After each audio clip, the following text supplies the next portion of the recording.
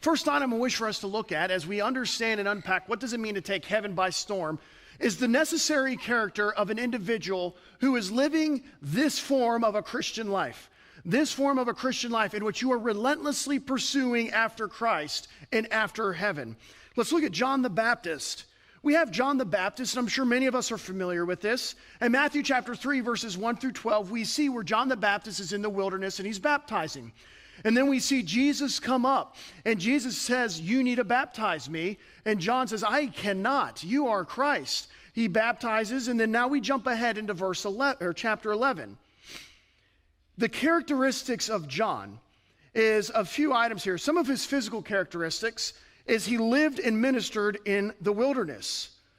Secondly, he had a garment of camel's hair.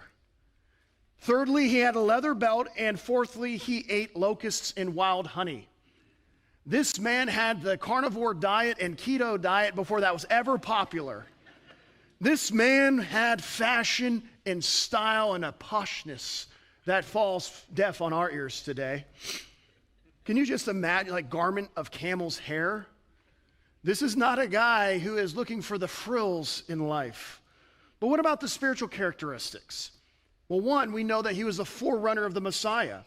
He taught and baptized and indicated in his baptism that repentance is a necessary condition for salvation. He baptized Jesus, which was Jesus' first public ministry event.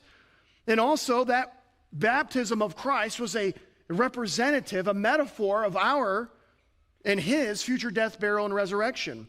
As Romans 6:4 says, "Therefore we were buried with him through baptism into death, so that Christ was raised from the dead through the glory of the Father, so we too might walk in newness of life." That is what salvation accomplishes for us. That is what Christ accomplishes for us. Now look at the context now as we jump into Matthew 11.